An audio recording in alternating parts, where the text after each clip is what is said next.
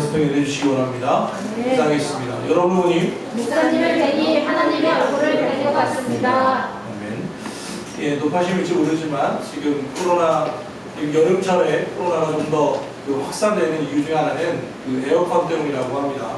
그러니까 저희 비바이들이 좀 더 멀리 나아가는 거죠. 그래서 너무 불편하지 않으시면 예배 중이라도 그 마스크를 쓰시는 것이 좋을 것 같습니다. 그러면 혹시나 마다기 사태 때문에 그렇습니다. 그래서 전 발음 때문이라고 마스크를 쓰진 않지만 혹시 괜찮으시면 말씀하시고 또 교회에 한 100개 정도의 마스크를 예비를 해놨습니다. 혹시 교회 오실 때 없다고 하시면 말씀해 주시면 언제든 마스크를 드리겠습니다. 그래서 이게 당분간 계속 진행될 것 같긴 합니다.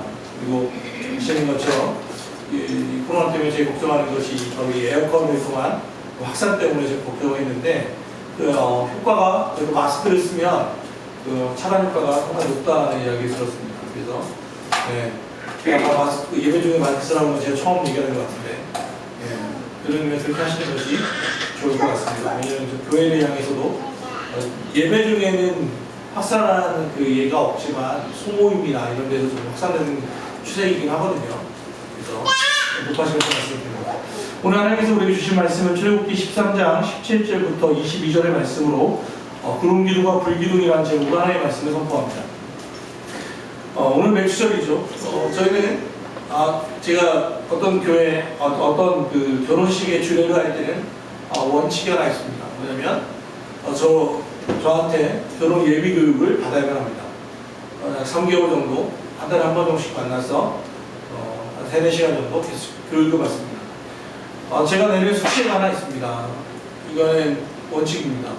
뭐냐면 예비 부부에게 기혼 부부 미리 결혼한 3년에서 5년 이상 되신 부부에게 찾아가서 부부 사이에 무엇이 제일 중요합니까를 물어보라고, 그리고 그것을 적어서 와서 같이 발표하는 시간이 있습니다.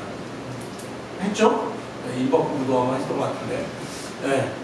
그래서 부부간에 가장 무엇이 중요합니까 물어보는 숙제인데요. 그런데 그렇게 하다 보면 제일 많이 대답으로 들어오는 게 뭐냐면 뭘 것 같아요? 들키지 마라 그런 것도 있고 걸리지 마라 그런 것도 있지만 제일 중요한 건 제일 많이 듣는 건 신뢰입니다. 믿음. 부부간에 가장 뭐가 중요합니까? 사람은 살아볼수록 둘 사이에는 믿음과 신뢰가 중요합니다 라는 대답이 제일 많더란 말이에요.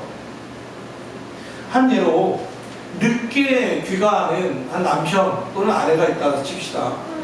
서로가 서로에 대해서 서로 신뢰가 있다면, 믿음이 있다면 정말 많이 걱정할 거예요.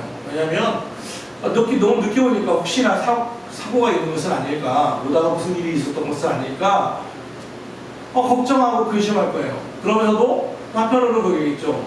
내가 이 사람을 정말 사랑하는구나 라는 생각이 있겠죠. 그런데 만약 늦게 오시는 아내 또는 남편이 에 대한 신뢰가 만약 없다면 그렇게 생각하지 않겠어요? 이 인간 또 어디로 빠졌구만, 또 샜구만, 어디서 또 누구랑 한 잔 또 빨아뽕고 하겠구만 이런 생각을 하지 않겠어요? 그러면 또 무슨 사고 치고 오지 않겠어? 라는 생각을 하지 않겠습니까? 나쁜 방향으로만 계속해서 생각해 가다가 만약 집에 들어온다면 현관에서 또 한판 붙겠지요. 그러니까 믿음이라는 것은, 서로에 대한 신뢰라는 것은 참으로 중요합니다. 우리는 믿는 만큼 행복할 수 있고 믿는 만큼 평안할 수 있습니다. 코로나가 왜 무섭습니까? 예전에는 그냥 앉아있는 게 전혀 문제가 안 됐어요. 옆에 있는 사람과 있는 게 아무런 문제가 안 됐어요. 그런데 지금은 이 병이 힘든 것보다도 마음 먹고 있을 수 없다는 거예요. 옆에서 누군가가 이 사람이 혹시나 무증상 감염자는 아닐까, 거기다 기침까지 하면 금상첨화죠. 완전히 기침하면 그게 끝장나는 거잖아요. 제가 지난주 전주에 상이 있어서 KTX 타고 갔어요. 얼마나 조심스럽게 움직이는지 모르고, 그러니까 아예 한 명씩 쫙 앞에 대놓고 나중에 자리가 없을 때는 무조건 창가 쪽부터 배정하고, 제가 전주까지 한 2시간 반 동안 한마디 말을 안 해요. 이게 열차가 정말 천국행 열차 같아요. 가요. 영문만 얘기해요. 와, 예전에 그런 적이 없거든요. 정말 조용하게 가요. 옆에 있는 사람이 또는 내 주위에 있는 사람이 안 걸렸다고 하는 보장이 없잖아요. 그러니까 믿음이 없잖아요. 이 사람에 대한 신뢰가 없다고 해요. 그러니까 살아가는 게 불안하고 두렵고 하는 거예요. 들어오는 손님이 이분이 어떤 분인지 누가 알아요? 어딘가를 움직이는 것 자체도 두렵고 떨리는 거예요. 야, 믿음이라는 건 참 중요하구나. 정말로 중요하구나 라는 것을 요즘 새삼스럽게 이렇게 성경은 믿음에 대해서 이렇게 얘기하거든요. 믿음은 바라는 것의 실상이요 보지 못하는 것의 증거니라. 믿음이 뭐냐? 한마디로 말하면 바라는 것, 내가 뭔가를 바라보는 것에 이미 만들어진 실상, 그리고 보지 못하는 것들의 증거. 그러니까 이런 거죠. 아파트를 지을 때 우리가 아파트 당첨됐다고 너무 좋아하잖아요. 그런데 그 아파트는 실물로 오는 게 아니라 모델하우스로 오는 거예요. 그러니까 조감도로 오는 거예요. 이미 어떻게 지어질지 몰라요. 그냥 이렇게 지어진다고 얘기하는 것 뿐이지. 그래서 항상 지어놓으면 화나고 막 그러잖아요. 부실 시공 때문에 화내고. 그럼에도 불구하고 조감도, 여기서 바라는 것의 실상이요 할 때 이 실상이라는 말을 현대어로 바꾸면 조감도거든요. 모델하우스 같은 거예요. 그러니까 이미 주어지진 않았지만 주어진 것으로 받아들이는 삶. 그게 믿음이라는 거예요. 이 현수막을 만들 때 이 말이 너무 좋았어요. 퍼스트. 먼저 드리는 감사. 그러니까 내가 무언가를 받아서 감사한 게 아니라 하나님 앞에 먼저 감사로 올려드리는 거예요. 이렇게 해주시면 있고 감사합니다 라고 올려드리는 거예요. 먼저 하나님 앞에 올려드리는 거예요. 선제적 감사이죠. 그게 매추절의 의미거든요. 사실 하나님 앞에 먼저 하반기에 대해서 미리 감사를 올려버리는 거예요. 그게 믿음의 행동인 거죠. 하나님이 이스라엘을 출애굽할 때 원하셨던 게 뭘까요? 두 가지예요. 온전한 믿음, 그리고 순종, 전적인 순종. 믿음이 있어야만 순종할 수 있죠. 그러니까 하나님에서 두 개예요. 온전한 믿음과 순전한 순종을 원하셨어요. 그게 하나님이 이스라엘에게 원하셨던 거예요. 다른 게 아니었어요. 뭐 헌금을 많이 해라, 뭐 어떻게 해라, 그게 아니었어요. 오직 나만 믿고 따라와, 나만 믿고 따라와 이거였어요. 그게 하나님이 원하신 거거든요. 이스라엘은 사실 보면 오늘 말씀의 배경은 뭐냐면 출애굽하고 나서, 근데 출애굽을 언제 했냐면 애굽에 야곱이 70명의 가족들과 함께 왔다가 이제 요셉이 장사하고 죽은 후에 430년이 흘러서야 비로소 출애굽을 해요. 430년이라는 게 되게 중요한 이유는 뭐냐면 이스라엘 백성들은 한 번도 자유민으로 살지를 못했던 2세대, 3세대예요. 하나님에 대해서 듣긴 들었지만 그분의 능력을 경험해보지 못했던 세대예요.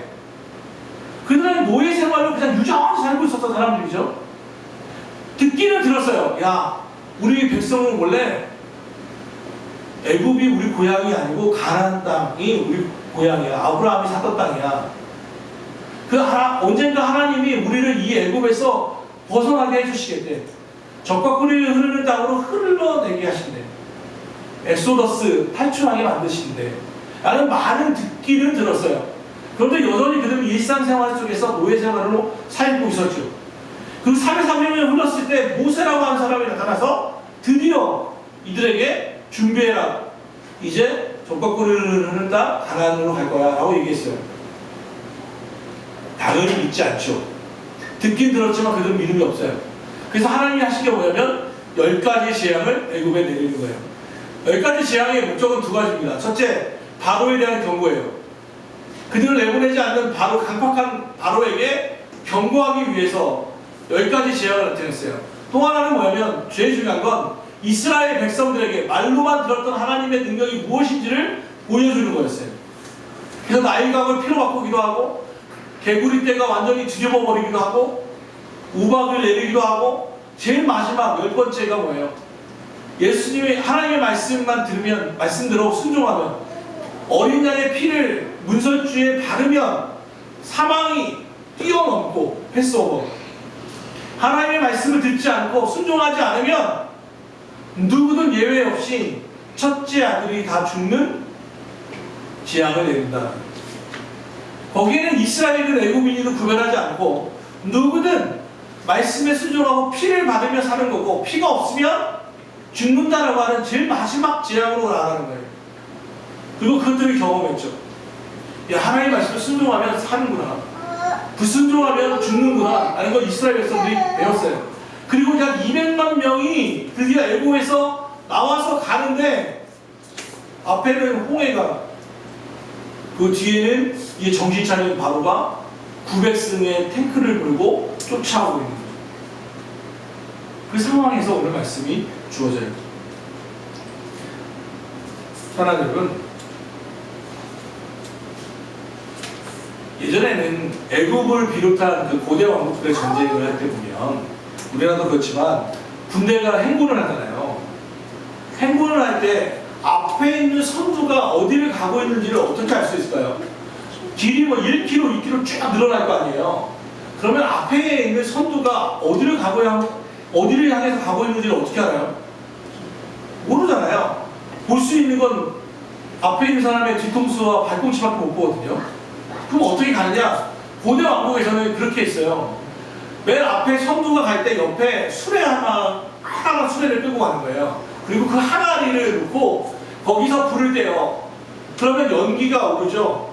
그럼 맨 뒤에서도 연기가 가고 있으면 거기가 우리가 바치는 방향이에요.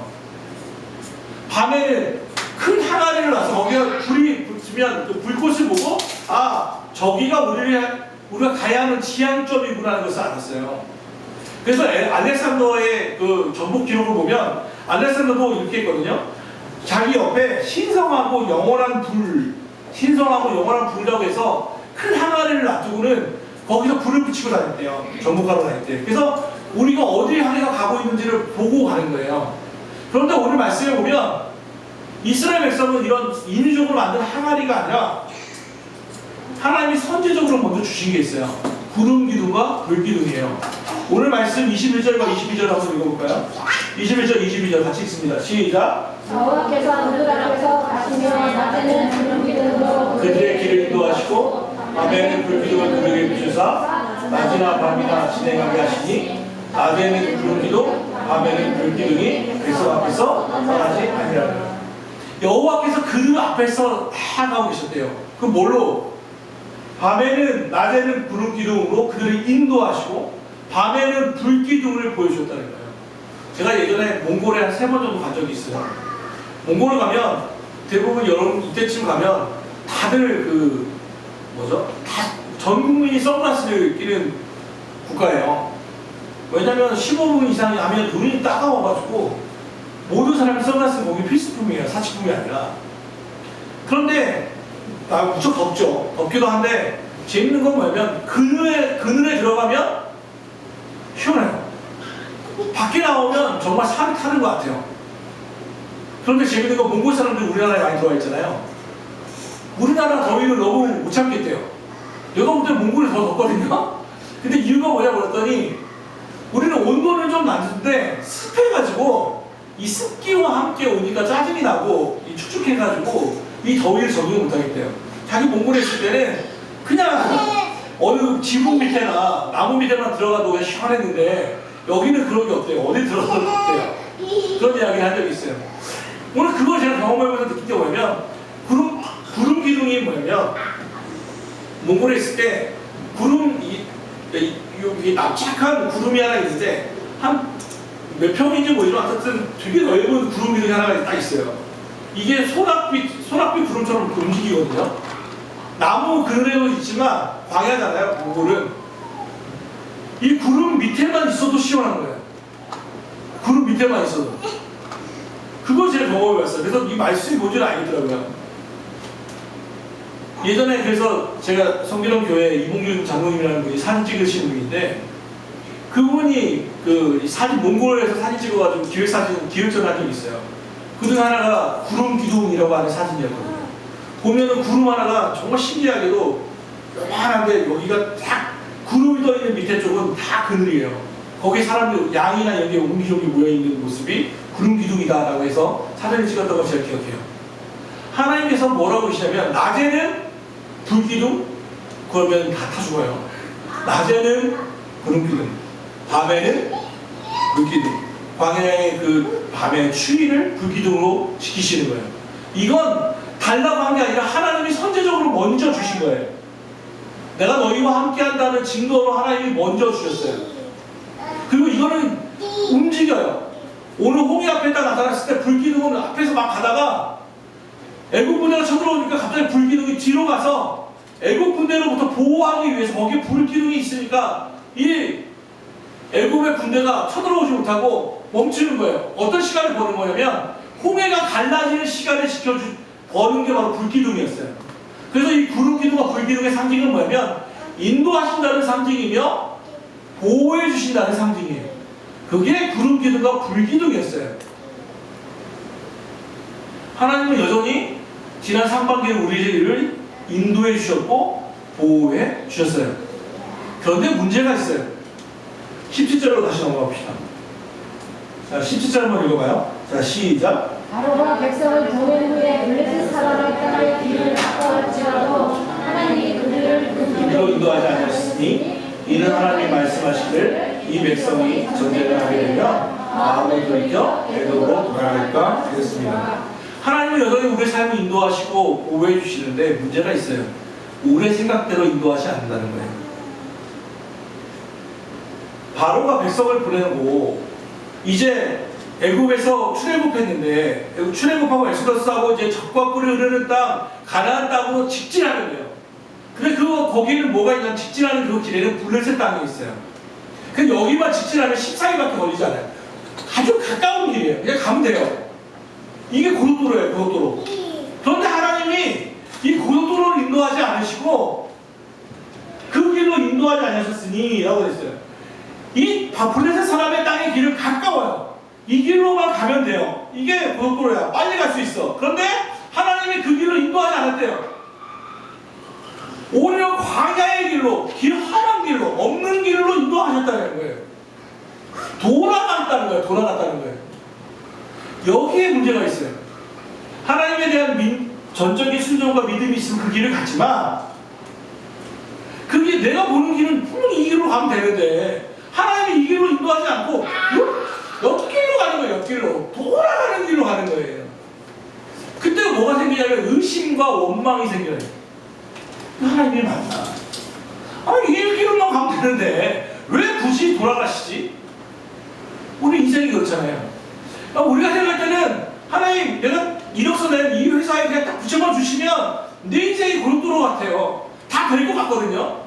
그런데 하나님 허락하지 않는 거예요. 내가 이 사람과 만나면 이 사람과 결혼만 하면 모든 게 해피할 것 같은데 하나님이 이상하게 안 되는 거예요. 하나님이 자꾸 막는 거예요. 하나님이 맞나? 하나님이 진짜 사랑하고 계시나? 하나님이 나를 사랑하시긴 하시나? 믿음을 깨는 것은 불신이고 원망이거든요. 원망은 또 조급함에서 오죠. 뭔가를 믿지 못하니까 특별히 원망은 뭐에서 오냐면 악성 건망증에서 와요. 뭐에서 온다고요? 악성 건망증이에요. 건망증은 건망증인데 악성이에요. 악성. 무슨 얘기냐면 좋은 것을 다 잊어버리고 나쁜 것만 남아요. 하나님께서 해주셨던 정말 감사했던 것들은 다 잊어버리고 건망증으로 다 잊어버리고 뭐만 남냐면 서운했던 거, 나에게 말 한마디 상처를 줬던 거, 이런 것들은 다 남아요. 그 악성 건망증이라고 말을 만들어봤어요. 하나님에 대한 원망은 여기서 오거든요. 조급하거나 악성 건망증 때문에 오거나 내 생각대로 안 될 때 원망이 오거든요. 오늘 말씀이 그거예요. 구름기둥과 불기둥과 인도해 가시는데 이게 우리 생각대로 안 간단 말이에요. 우리도 그렇지 않아요? 우리 인생에 요즘 보면 하나님 이렇게만 했으면 됐을 텐데 우리 돌이켜보면 이렇게만 하면 끝나는 거였는데 왜 그 길로 안 가고 그 길로 안 가고 왜 돌아가시나요? 오늘 말씀에 이유가 설명되어 있어요. 바로 가지 않은 이유는 그 길을 지키고 있었던 것은 블레셋 사람들의 길이었는데 이들과 가자마자 바로 전쟁을 해야 하는데 이스라엘 백성들은 330년 동안 노예로 살았고 군대 문화를 경험해 본 적이 없어서 만약 블레셋과 싸우게 되면 다 도망치고 애국으로 다시 돌아갈까봐 하나님이 일부러 사람들이 없는 곳으로 인도하셨다는 거예요. 물론 광야에서는 아멜렉이라고 하는 조직수가 전쟁합니다. 실제로 싸우죠. 전투를 피하신 게 아니에요. 지금 전투를 피하신 거예요. 지금은 전쟁할 때가 아니라는 거예요. 하나님은 당신의 때와 방법이 있어요. 그래서 우리는 자꾸 인도에 가시거든요. 근데 우리는 하나님의 방법을 신뢰하지 않기 때문에 내 생각과 내 방법대로 가려고 하는 거예요.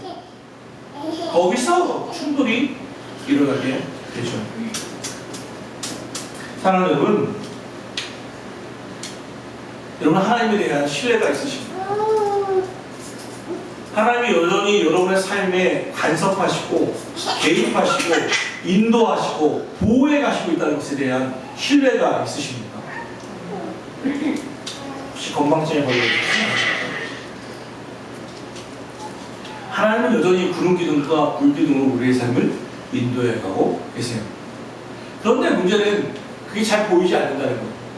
구름 기둥과 불 기둥이 어디에 있는데요? 안 보여요. 지금 전쟁하지 않으니까요. 근데 말씀에 보면 있어요. 시편 119편 105절. 주의 말씀은 내 발의 등이요 내 길의 빛이니라. 여기서의 등은 내 발의 등이라는 건 뭐냐면 지금 우리가 생각하는 랜턴을 생각하면 안 돼요. 머리 빗는 게 아니에요. 등잔을 혹시 사용해 보신 부모님 계신지 모르겠는데 등잔은 뭐냐면 비치는 데가 한정적이에요. 내 발의 등, 내 발을 놓을 때가 똥이 있는지 못이 있는지를 보는 그 정도 앞이에요. 그러니까 내 발을 들일 때마다 등을 비춰야 돼요. 매일매일 등을 비춰야만 되는 게 말씀이에요. 이게 한 일주일 또는 뭐 한 달째 쭉 보여주면 좋은데 내 발의 등이라는 것은 바로 눈 앞에 것까지밖에 보이지 않아요. 그게 내 발의 등이라는 뜻이고 내 길의 빛이라는 건 길의 전체는 보이지 않지만 어디를 향해서 가고 있는지 저쪽에 빛이 보이네 이 길의 방향이 맞네를 보는 정도예요. 그게 내 발의 등이요 내 길의 빛이라고 하는 뜻이에요. 뭐가요? 주의 말씀이. 지금 코로나 전국을 보면서 그런 생각을 했어요. 하나님 기도하는데 하나님 어떻게 하면 좋을까요? 이 코로나 이후에 지금 작은 교회들은 생존을 걱정해야 하는데 어떻게 하면 좋습니까? 막 기도하는데 신기하게도 이런 생각이 들었어요. 야, 언제부터 네가 병 걱정하고 살았냐? 그런 생각이 드는 거예요. 네가 언제부터 병 걱정하고 살았어? 언제부터 코로나 이런 거 가지고 막 걱정하고 살았어? 그냥 갑자기 넌 안 믿고 살지 않았어? 라는 생각이 드는 거예요. 걱정이 많이 없어졌어요. 그래서 앞으로 어떻게 하면 되지? 막 그 연구가 끝난 게 아니라 걱정하는 마음으로 하는 것이 좀 사라졌다는 거예요. 네가 나 믿고 사는 거냐? 아니면 네가 병 걱정하면서 사는 거냐? 방법은 하나예요. 우리 교회에서 서바이벌을 하죠. 거기에 이렇게 돼 있어요. 책이 서바이벌 생존하고 싶어? 서바이벌 성경을 써. 마침 그 책은 잠언이에요. 잠언은 별명이 지혜의 책입니다. 지혜의 책에서 그래서 지혜를 얻다라는 마음이 있어요. 이게 뭐였냐면 사실은 오늘 일부 예배 드리고 갔는데 정무혁 집사가 그 하던 일을 3월달에 마쳤어요. 그만두고 잠시 몸도 좀 건강도 그랬고 하던 일을 잠깐 멈췄어요. 그 와서는 매일매일 교회에 오는 거예요. 매일매일 와요. 그래서 이제 만나서 얘기하고 점심 먹고 했어요. 그런데 그래서 이제 저하고 계속 이야기하는 거죠. 앞으로 어떻게 해야 할 건가. 그런데 얘기하는데 그래도 하루 이틀이잖아요. 제가 없어도 오더라고요. 그래서 뭐 하나 봤더니 성경을 필사해요. 성경 필사하더라고요. 그런데 그 친구가 나한테 이런 얘기를 합니다. 뭐 힘들지 않냐? 저는 참고로 글씨를 되게 못 써요. 제 글씨를 썼다고 하면 그냥 썼다 하면 암호예요. 아무도 읽을 수 없어요. 나만 읽을 수 있어요. 그래서 저는 글씨 쓰는 것 자체를 싫어합니다. 심지어는 결혼식이나 부조할 때 그 제 이름도 제가 안 씁니다. 그만큼 글씨 쓰는 거 싫어합니다. 그런데 이 친구는 뭐야 했더니 필사하는 거예요. 야, 왜 필사를 해? 일단 이 친구가 얘기하는 게 뭐냐면 생각이 많을 때, 번잡할 때, 그리고 근심이 있을 때, 평안하지 않을 때 자기는 성경 필사하는 습관이 들었다는 거예요. 그래서 말씀을 쭉 쓰다 보면 생각이 막 이렇게 감정이 좀 이렇게 쭉 내려가고 생각이 차분해진대요. 그래서 성경을 필사하더라고요. 그래서 언젠가 한번 노트 하는 거를 저한테 준 적이 있어요. 신약 성경을 다 써가지고 이렇게 노트를 이렇게 주더라고요. 그러니까 자기 생각이 많고 바쁠 때, 그리고 얼마나 중년의 나이에 하던 일을 잠깐 멈추고 다른 길로 갈 때 필요하겠어요. 축구 경기를 좋아합니다. 전반전을 마쳤습니다. 그러면 제일 중요한 건 뭡니까? 후반전을 준비하는 하프타임이에요. 잠깐 멈춤이에요. 15분이라는 시간 동안 감독과 만나서 어떻게 후반전을 이끌어 갈지를 만나는 그 시간이 되게 중요해요. 맥주전의 의미는 그런 겁니다. 3박 6일 동안 여러분 정말 수고하셨습니다. 코로나 전국에도 포기하지 않고 그 길을 묵묵히 나가신 것에 대해서 정말 감사와 경의를 표합니다. 그런데 정말 중요한 건 뭐냐면 지금까지 달려온 6개월도 있지만 앞으로의 6개월, 앞으로 남아있는 6개월, 이 맥주전은 잠깐 멈추라는 거예요. 그리고 내 인생을 잠깐 돌이켜보라는 거예요. 그리고 앞으로 어떻게 갈지 감독과 상의해보라는 거예요. 교회에서는 여러분을 돕기 위해서 그래서 서바이벌이라고 하는 것을 하게 된 거예요. 잠언서를 쓰시면서 또 새로운 느낌, 좀 더 쉽게 하기 위해서 세 번역으로 만들었어요. 세 번역으로 쓰시면서 잠언은 이게 하나님께서 나에게 뭐라고 말씀하시나, 지혜를 거두라는 거예요. 내 발의 등이요 내 길에 비치신 하나님의 말씀을 내 삶으로 받아들이는 작업을 하라는 거죠. 무엇보다 감사함을 말이죠. 한 농부가 있었습니다. 위가 좀 아파서 병원에 갔죠. 병원에 갔는데 진단 결과가 뭐냐면 조직검사 결과 위암 판정을 받았습니다. 그 판정을 받자마자 그가 시리에 차서 그리고 씩씩대며 교회로 왔습니다. 교회에 와서 앞자리에 장의자에 앉아서 하나님에 대해서 원망을 쏟아놓기 시작했습니다. 하나님, 나는 남보다 더 깨끗하고 경건하게 살려고 했었는데 내가 왜 이 몹쓸병 위암에 걸려야만 합니까? 세상에 나보다 더 못된 놈들이 너무 많고 정직하지 못한 놈들이 많은데 하나님 왜 나는 위암에 걸려야만 합니까? 하나님에 대한 원망을 막 쏟아놓기 시작했습니다. 하나님께 11조도 온전하게 드렸고, 그런데 왜 나에게 하필 나에게 이런 병을 주십니까? 막 하나님께 삿대질하며 원망의 기도를 드리기 시작했습니다. 그런데 막 소리를 지르는 순간 성경의 감화가 그에게 있었습니다. 그 주에 목사님을 통해서 하셨던 하나님의 말씀이 생각이 난 거죠. 하나님께 먼저 감사를 드리십시오. 하나님께 감사하십시오. 라는 말이 생각이 난 거예요. 그래서 또 화가 났잖아요. 지금 절망스럽잖아요. 너무 기도를 하겠어요. 그런데 그 말을 생각이 나니까 이렇게 얘기한 거예요. 하나님, 아무리 생각해도 나는 감사할 일이 없지만 좌우지간 감사합니다. 그냥 아무튼 감사합니다 라고 하나님께 기도하기 시작했어요. 근데 아무튼 좌우지간 그냥 감사합니다 라고 말 소리 내다 보니까 생각이 나기 시작하는 거예요. 하나님, 제가 지금까지 그래도 오늘까지 건강하게 산 것에 대해서 감사합니다. 하나님, 내가 지금 그래도 여기까지 농사 지어 먹을 수 있어서 감사합니다. 농사 지은 걸로 우리 애들 다 대학교 보내고 지 길 갈 수 있게 해주신 것에 대해서 감사합니다. 하나님, 내가 죄 지을 때 하나님께서 나를 그래도 참아주셔서 제가 그래도 여기까지 왔습니다. 하나님, 내가 잘못된 길로 갈 때에 하나님께서 끊임없이 징계하지 않고 은혜로 참아주심에 감사합니다. 하나님, 내 가정에 그래도 못난 남편이라고 믿어주는 아내가 있음에 대해서 감사합니다. 하나님, 그래도 원망의 기도라도 하나님께 드릴 수 있는 이 교회가 있음에 감사합니다. 하나님, 목사님의 말씀이 생각나게 해주셔서 감사합니다. 그렇게 하면서 계속해서 감사를 드리기 시작했어요. 그런 순간 어느 순간 그의 눈에 눈물이 흐르기 시작했고 원망의 기도로 시작했던 그 기도가 감사의 기도로 마무리되기 시작하는 거예요. 감사해서 어쩔 줄 모르기 시작하는 거예요. 그 눈엔 통곡이 되었어요. 감사합니다, 감사합니다. 그 놀랍게도 그 순간 그의 몸이 뜨거워지고 그에게 자라고 있었던 암세포가 소멸에 되었습니다. 그리고 건강을 되찾았습니다.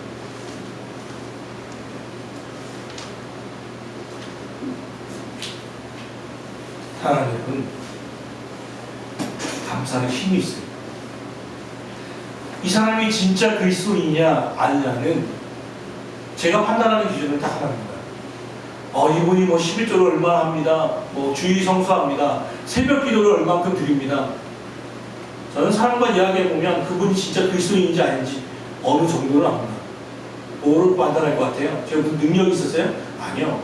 그분의 언어 습관을 보면 압니다.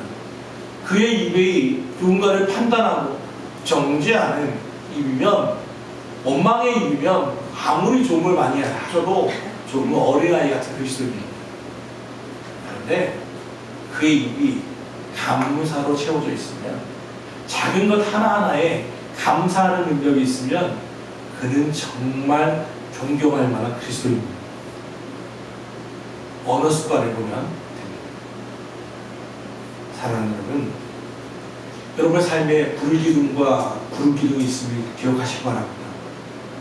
여전히 있어요. 그런데 찾지 않는 거예요.